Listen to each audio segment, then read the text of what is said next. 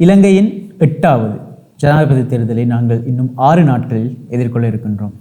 இந்த நிலையில் மக்கள் மிகவும் விறுவிறுப்பாக, முன்னிலும் பார்க்க இதற்கு முன் இருந்ததை விட மிகவும் விறுவிறுப்பாக தேர்தலில் வாக்களித்தல் அல்லது தேர்தலில் தமது வாக்குகளை அளிப்பது தொடர்பில் ஆர்வமாக உள்ளார்கள். ஆனால் அதனோடு சேர்த்து நாங்கள் ஒரு சில பிரச்சனைகளையும் காண்கின்றோம். அதாவது எவ்வாறு தேர்தலில் நாங்கள் சரியாக வாக்களிப்பது மற்றும் நாங்கள் அளிக்கின்ற வாக்குகள் எவ்வாறு எண்ணப்படுகின்றன மற்றும் வாக்காளர் அடையாள அட்டை இல்லாதவிடத்தில் நாங்கள் எவ்வாறு வாக்களிக்க வேண்டும், இது போன்ற ஒரு சில பிரச்சனைகளில் மக்கள் இருக்கின்றார்கள். எனவே நாங்கள் SL பல்ஸ் ஊடாக எலெக்ஷன் டாக்ஸ் இந்த கலந்துரையாடலில் உங்களுக்கு இது போன்ற ஒரு சிறிய தெளிவூட்டலை வழங்குவதற்காக நாங்கள் இருக்கின்றோம். முதலாவதாக, பலருக்கும் இருக்கின்ற பிரச்சனை தான், எங்களுக்கு இன்னும் வாக்காளர் அட்டை கிடைக்கவில்லை, என்ன செய்ய முடியும்? உங்களுக்கு வாக்காளர் அடையாள அட்டை தபால் மூலம் கிடைக்காவிட்டாலும் உங்களால் வாக்களிக்க முடியும். அதற்கு பல வழிமுறைகளையும் தேர்தல் ஆணைக்குழு உங்களுக்கு அறிமுகப்படுத்தி இருக்கின்றது.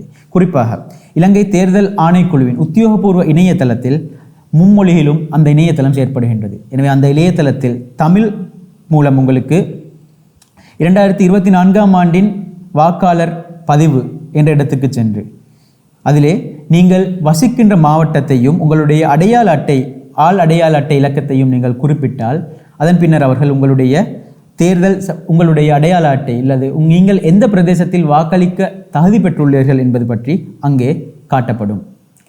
அதன் பின்னர் உங்களுக்கு இன்னும் வீடுகளுக்கு உங்களுடைய வாக்காளர் அடையாள அட்டை வராவிட்டால் இணையதளத்தில் காணப்படுகின்ற இந்த செயலியை அல்லது உங்களை பற்றிய நீங்கள் வாக்களிக்க தகுதி அடைந்துள்ளீர்கள் என்ற குறித்த பகுதியை டவுன்லோட் பண்ணி உங்களுக்கு தேர்தல் தினத்தில் சென்று அதனை காட்டி உங்களுடைய வாக்குகளை பெற்றுக்கொள்ளலாம். சில சந்தர்ப்பங்களில் உங்களை பற்றிய இந்த தகவல்கள் இணையதளத்தில் இல்லாவிட்டால் உங்களுடைய பெயர் இம்முறை வாக்காளர் அட்டையில் அல்லது 2024ஆம் ஆண்டு வாக்காளர் அடையாள அட்டையில் உங்களுடைய பெயர் இருந்திருக்காது. இரண்டாவதாக, பலருக்கும் இருக்கின்ற கேள்வி, எவ்வாறு நாங்கள் வாக்களிப்பது?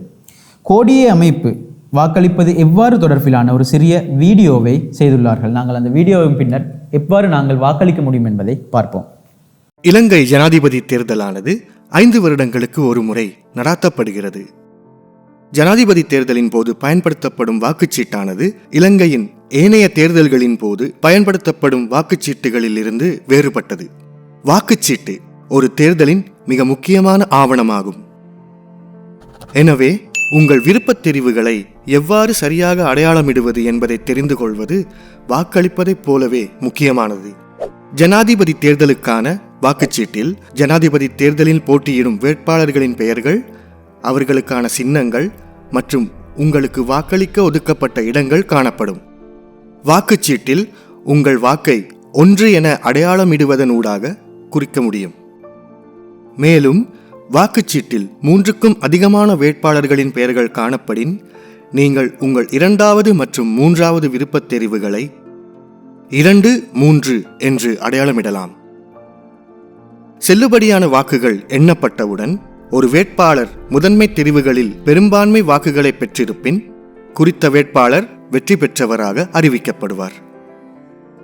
ஒரு வேட்பாளர் கூட 50% அதிகமான செல்லுபடியான வாக்குகளை பெறவில்லை என்றால் முதன்மை தெரிவுகளில் அதிகூடிய வாக்குகளை பெற்ற முதல் 2 வேட்பாளரை தவிர ஏனையோர் போட்டியிலிருந்து விலக்கப்படுவர். தொடர்ந்து விலக்கப்பட்ட வேட்பாளர்களின் வாக்குச்சீட்டுகள் பரீட்சிக்கப்படும். விலக்கப்பட்ட வேட்பாளர்களின் வாக்குச்சீட்டுகளில் 2வது மற்றும் 3வது விருப்பத் தேர்வாக அதிகூடிய வாக்குகளை பெற்ற முதல் 2 வேட்பாளர்களில் யாரேனும் தெரிவு செய்யப்பட்டிருப்பின் குறித்த வாக்கு அந்த வேட்பாளரிற்கான வாக்காக கணக்கில் எடுத்துக்கொள்ளப்படும். 2வது கட்ட வாக்கு கணக்கெடுப்பின் போது அதிகூடிய வாக்குகளை பெற்ற வேட்பாளர் வெற்றி பெற்றவராக அறிவிக்கப்படுவார். எனவே உங்கள் விருப்பத் தெரிவுகளை அடையாளமிடுங்கள். அது உங்கள் உரிமை, அதனை அர்த்தமுடையதாக்குங்கள். உங்கள் வாக்கு, உங்கள் தெரிவு, அதனை அர்த்தமுடையதாக்குங்கள். இந்த காணொளியானது 1981ஆம் ஆண்டின் 15ஆம் இலக்க ஜனாதிபதி தேர்தல் சட்டம் மற்றும் இலங்கை ஜனநாயக சோசியலிச குடியரசின் அரசியல் அமைப்பின் விதிகளுக்கு இணங்க உருவாக்கப்பட்டது. அதாவது உங்களுடைய வாக்கு, உங்களுடைய தெரிவு.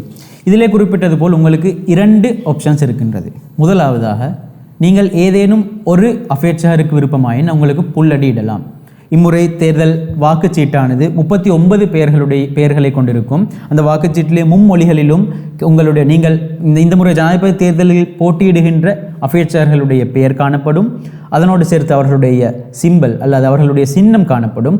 அதற்கு மறுபுறம் ஒரு பெட்டியிலே உங்களுடைய விருப்பு வாக்குகளையோ அல்லது புல்லடியையோ இடலாம். நீங்கள் யாராலும் ஒரு அபேட்சகர்களுக்கு மாத்திரம்தான் விருப்பமாயின் உங்களுக்கு ஒரு புல்லடியை இட முடியும். அல்லது நீங்கள் 3 அபேட்சகர்களுக்கு விருப்பமாயின் உங்களுடைய விருப்பத்துக்கு அடிப்படையில் 1வது 2வது மற்றும் 3வது ஆகிய இலக்கங்களை இட்டு உங்களுடைய வாக்குகளை வழங்க முடியும். சில சந்தர்ப்பங்களில் நீங்கள் இலக்கத்தையும் புல்லடியையும் இட்டால் அந்த வாக்கு செல்லுபடியாகாது. அதேபோல் நீங்கள் 1, 2, 3க்கு மேற்பட்ட இலக்கங்களை இட்டாலும் அது செல்லுபடியாகாது. நீங்கள் 2 புல்லடிகளை இட்டாலும் அல்லது 1க்கு மேற்பட்ட புல்லடிகளை நீங்கள் அந்த வாக்கு சீட்டில் இட்டால் உங்களுடைய வாக்குகள் செல்லுபடியாகாது.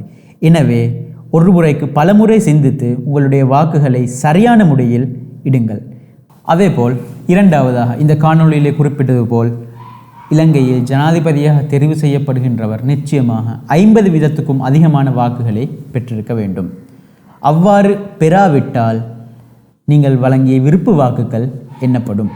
அதாவது கிட்டத்தட்ட 45% வாக்குகளை பெற்ற 1வது அபேட்சகர், 35% வாக்குகளை பெற்ற 2வது அபேட்சகர், மீதி அபேட்சகர்கள் 5%, 4%, 10% என பெற்றிருப்பார்கள்.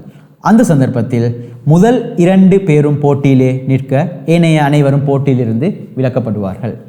பின்னர் போட்டியிலிருந்து விலக்கப்பட்ட அபேட்சகர்களின் 2வது மற்றும் 3வது விருப்பு வாக்குகள் இந்த முதல் 2 அபேட்சகர்களுடைய வாக்கு பெட்டியிலும் சேர்க்கப்பட்டு அதிலே 50% விட அதிகமான வாக்குகளை பெறக்கூடியவர் ஜனாதிபதியாக தெரிவு செய்யப்படுவார். அதேபோல் யாராலும் கேள்வி கேட்கலாம், 2 அபேட்சகர்களும் சமமான அளவு வாக்குகளை பெற்றால் என்ன நடைபெறும்? எங்களிடம் அந்த கேள்வி பலமுறை கேட்கப்பட்டிருக்கின்றது. 2 அபேட்சகர்களும் சமனான வாக்குகளை பெற்றால் டொஸ் மூலம் இலங்கையின் ஜனாதிபதி தெரிவு செய்யப்படுவார். எனவே நாங்கள் இதுபோன்ற இன்னும் ஒரு தேர்தல் சம்பந்தமான தெளிவுபடுத்தல் நிகழ்ச்சியில் உங்களை சந்திப்போம். நன்றி.